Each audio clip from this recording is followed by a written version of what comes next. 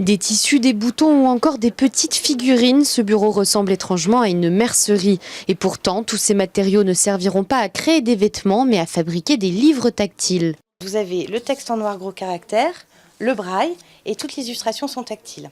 Donc en fait, on va prendre une matière pour chaque personnage, pour chaque élément. Voilà, pour que vraiment on ait une diversité, une richesse de matière qui permettent à l'enfant de prendre du plaisir dans la découverte d'un album jeunesse.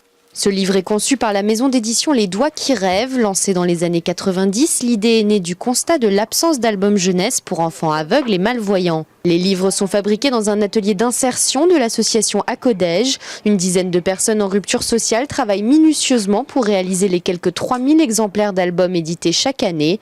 Une fois les outils fabriqués, l'assemblage du livre peut commencer. Les ouvriers vont intervenir à partir de ce moment-là en allant découper les pièces sur les presses qui sont à notre disposition, les découper, ensuite les assembler, c'est-à-dire les coller dans les pages. Et puis derrière, les pages s'assemblant et récupérant tous les éléments tactiles, on va pouvoir les assembler pour créer le cahier et pour enfin terminer par les mettre et finir le livre dans la couverture. C'est ce qui s'appelle l'emboîtage. Les livres vendus 66 € en moyenne coûtent 133 € à fabriquer. C'est pour faire connaître ce secteur de niche que l'association participe cette année au Salon du Livre à Paris.